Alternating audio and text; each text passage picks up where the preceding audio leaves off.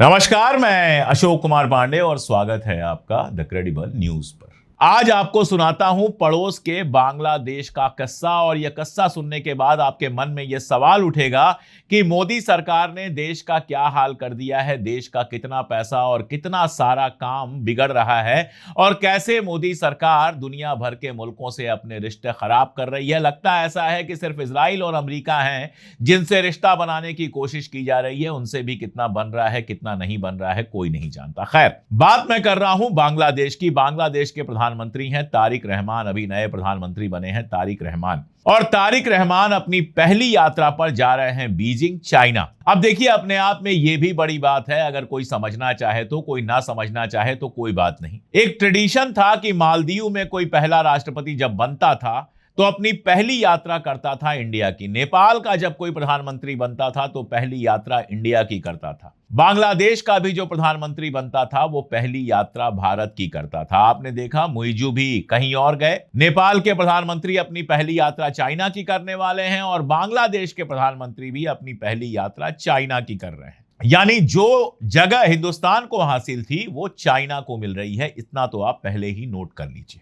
अब इसके बाद आता हूं उस खबर पर जिस खबर को अगर गौर से पढ़ा जाए तो आपको हिलाकर रख देगी। एक पोर्ट है मोंगला पोर्ट। मंगला पोर्ट है, बांग्ला बोलेंगे तो मोंगला पोर्ट हो जाएगा। मोंगला पोर्ट की पूरी कहानी आपको धीरे धीरे सुनाता हूं कि कैसे हिंदुस्तान उसमें किनारे कर दिया गया और चाइना के पास चला गया मोंगला पोर्ट। 2015 में मोदी जी के प्रधानमंत्री बनने के बाद 2015 में बांग्लादेश के साथ एक समझौता होता है और समझौता यह होता है कि मोंगला और मीरसराय में दो स्पेशल इकोनॉमिक जोन भारत बनाएगा। यानी बांग्लादेश के अंदर दो स्पेशल इकोनॉमिक जोन भारत बनाएगा।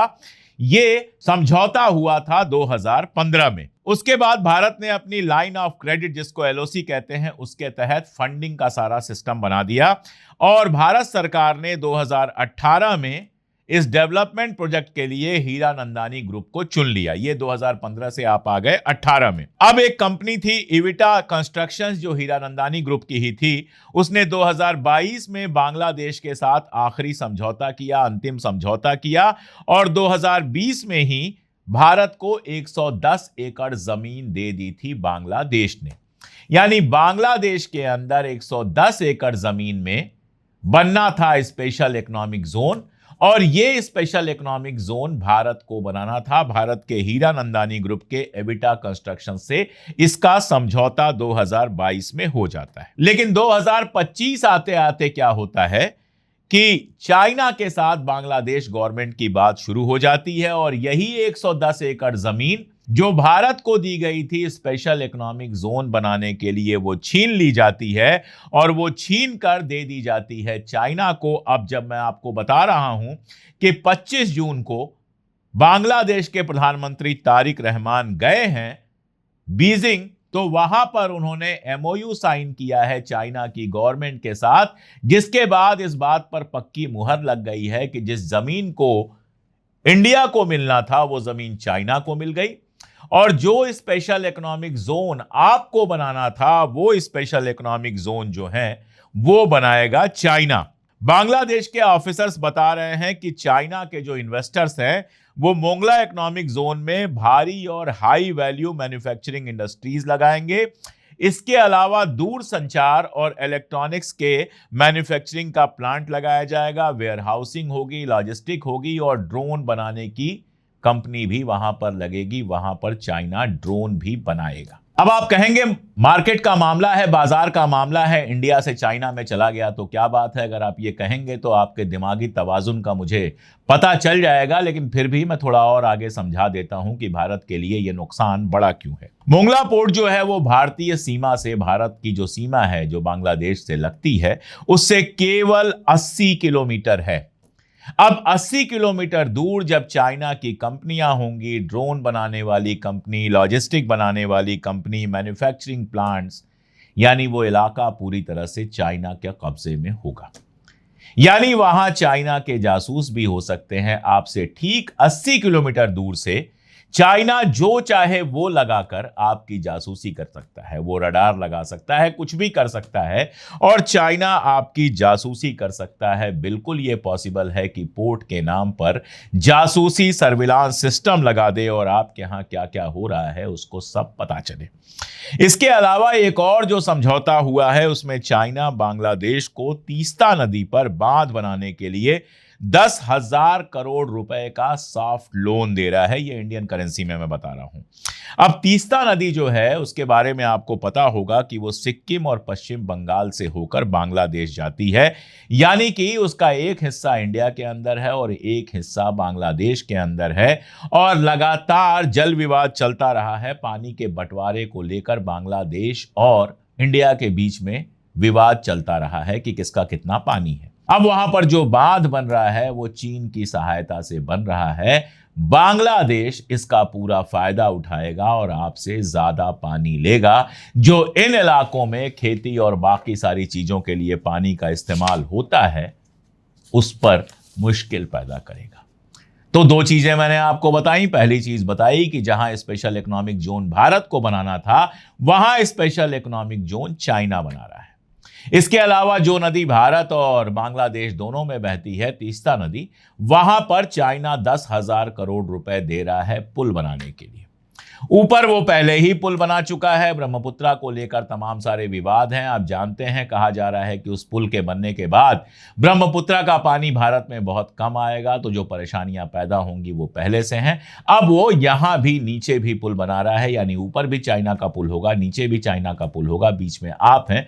सोच लीजिए ये आपके लिए कितना फायदेमंद है और कितना नुकसानदायक है। और साथ में ये कि आपकी सीमा से ठीक 80 किलोमीटर दूर 110 एकड़ का इलाका चाइना के पास होगा, जहां वो जैसा चाहे वैसा सर्विलांस का प्लांट बना सकता है। अब मंगला पोर्ट जो था, वहां से भारत ने दक्षिण पूर्व के जो देश हैं, साउथ ईस्ट के जो देश हैं, जैसे इंडोनेशिया, वियतनाम, थाईलैंड, कंबोडिया, इनके साथ ट्रेड का प्लान बनाया था कि वहां हमारा स्पेशल इकोनॉमिक जोन होगा, हम प्रोडक्शन करेंगे और इन इलाकों पर अपना सामान भेजेंगे।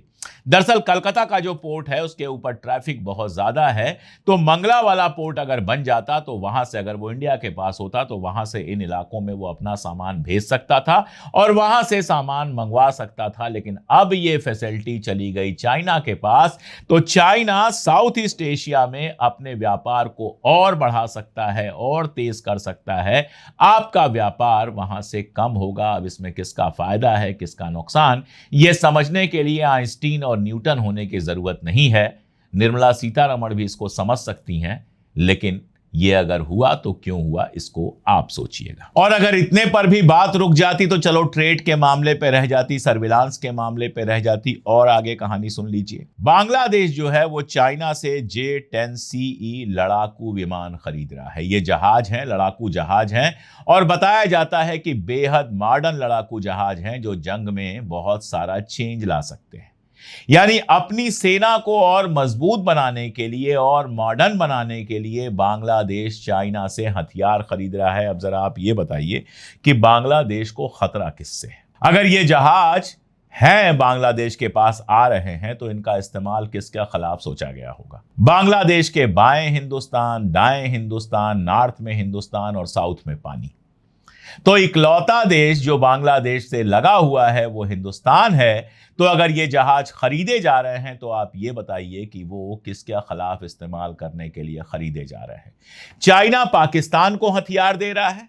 ऑपरेशन सिंदूर में जो पूरा सिस्टम इस्तेमाल किया गया, चाहे वो डिफेंस का सिस्टम हो, चाहे अटैक का सिस्टम हो, वो पूरा चाइनीज सिस्टम था।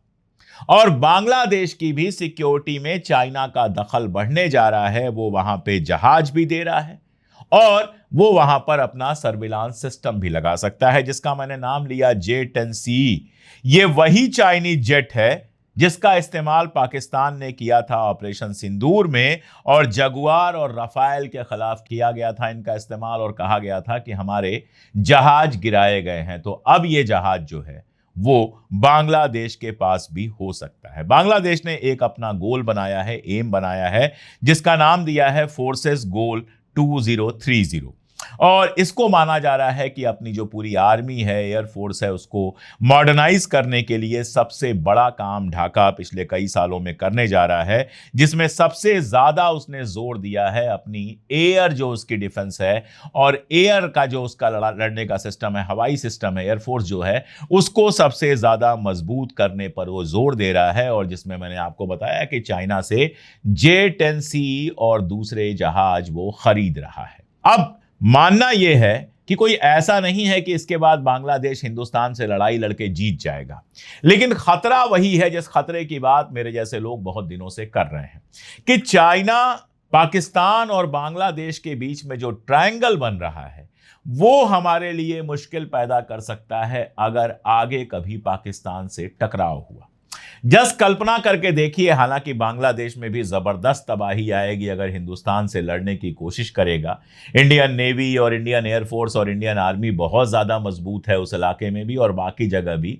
4 जहाजों से कोई बहुत फर्क नहीं पड़ जाएगा, लेकिन जस्ट सोच के देखिए, अगर ऐसे हालात बनते हैं कि पाकिस्तान अटैक करे, उधर से चाइना भी कुछ कर दे और इधर से बांग्लादेश भी कुछ कर दे, तो भारत के लिए मुश्किलात बहुत हो जाएंगी। अपनी आर्मी को उसको 3 हिस्सों में मोड़ना पड़ेगा और लड़ाई बहुत खतरनाक हो जाएगी। ये पक्की बात जानिए कि इस तरह की लड़ाई में सबसे ज्यादा तबाही कहीं होगी तो बांग्लादेश में होगी। इसलिए बांग्लादेश के जो हुक्मरान हैं, मुझे नहीं लगता कि ऐसी बेवकूफी करेंगे। इंडिया से बांग्लादेश को कोई बड़ा खतरा नहीं है, इंडिया बांग्लादेश के ऊपर कभी अटैक नहीं करेगा, तो जबरदस्ती कुछ ऐसा करेंगे मुझे लगता नहीं है। लेकिन मान लीजिए, कोई भी कहीं भी पागल हो सकते हैं, हमारे यहां भी पागलों की कमी नहीं है, वहां भी पागलों की कमी नहीं है।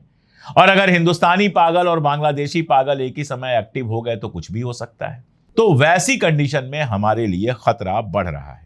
दरअसल बांग्लादेश से संबंध जो हमने खराब किए हैं और मोदी सरकार ने खराब किए हैं, उसमें ज्यादा संबंध तो खराब हुए हैं चुनाव के चक्कर में। आप देखिए, झारखंड में चुनाव होता है, बांग्लादेशी घुसपैठिए आ गए।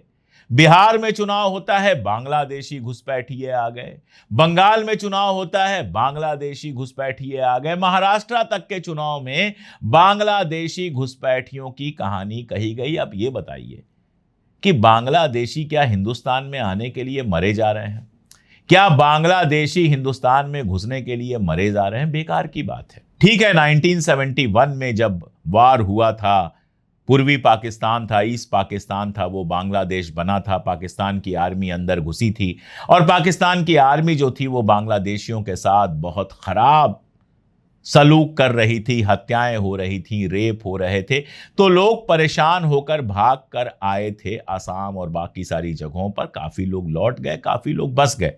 लेकिन 1971 को 56 साल हो गए, 55 साल हो गए, 55 ईयर्स हो गए 1971 को। आज बांग्लादेश में पॉपुलेशन बहुत ज्यादा है, गरीबी भी है, लेकिन हिंदुस्तान में भी गरीबी है, हिंदुस्तान में भी पॉपुलेशन की कोई कमी नहीं है। और अगर पर कैपिटा इनकम की बात करें तो बांग्लादेश की पर कैपिटा इनकम हमसे बेहतर है।